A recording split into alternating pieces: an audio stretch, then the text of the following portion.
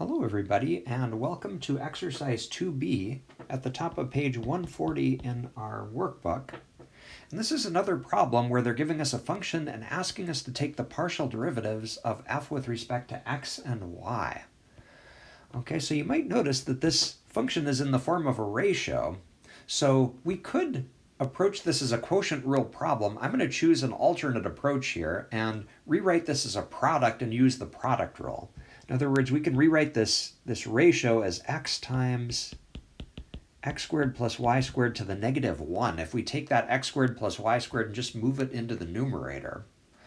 Okay, so thinking of it that way, we would start taking the derivative with respect to x, okay, by noticing that this is a product that we're looking at.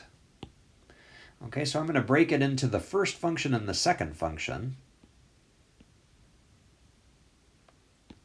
Okay, so we've got our x and we've got our second piece. So we're going to take the first times the derivative of the second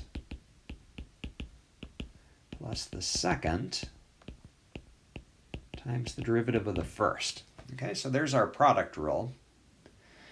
And if we go a little bit deeper here and take those derivatives, so we're done with the x, now we need to take the derivative of the x squared plus y squared to the negative 1. Notice that that's a chain rule, where the u is the x squared plus y squared. So we're trying to take the derivative of u to the negative 1. Okay, so that's going to be negative u to the negative 2. That's the power rule. And then we need to multiply by the derivative of the u. Okay, well, what would the derivative of the inside part be with respect to x? Remember that x is our variable.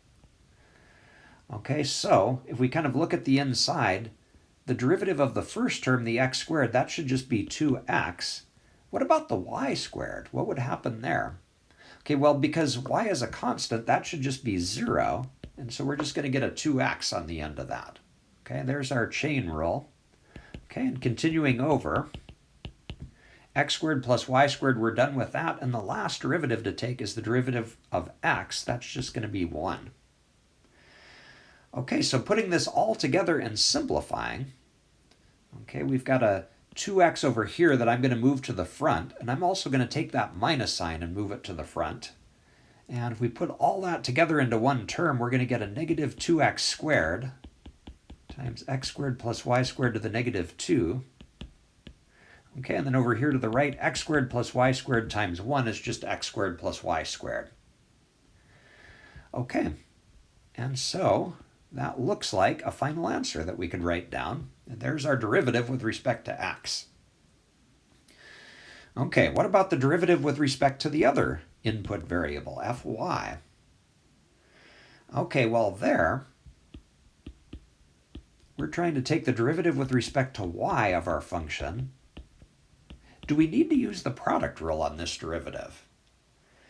Okay, well here you might notice that x is being treated as a constant, so we could actually factor that x out before we start taking this derivative.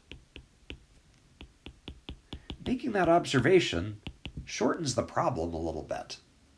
Okay, so really we only need to take the derivative of one thing here, and notice that that's a chain rule again. We're looking at a u, x squared plus y squared, being raised to the minus 1. Okay, so to take this derivative, we're going to get x. Now we're going to take the derivative of u to the negative 1, which is going to give us negative u to the negative 2. Okay, and now we need to multiply by the derivative of the u, that's this inside part, with respect to y. Okay, so this time it's the first term, the x squared, that's constant. That's going to go to 0. And the derivative of y squared, that's going to be 2y.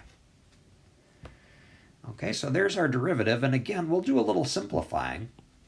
Okay, so this part that I'm underlying is 2y.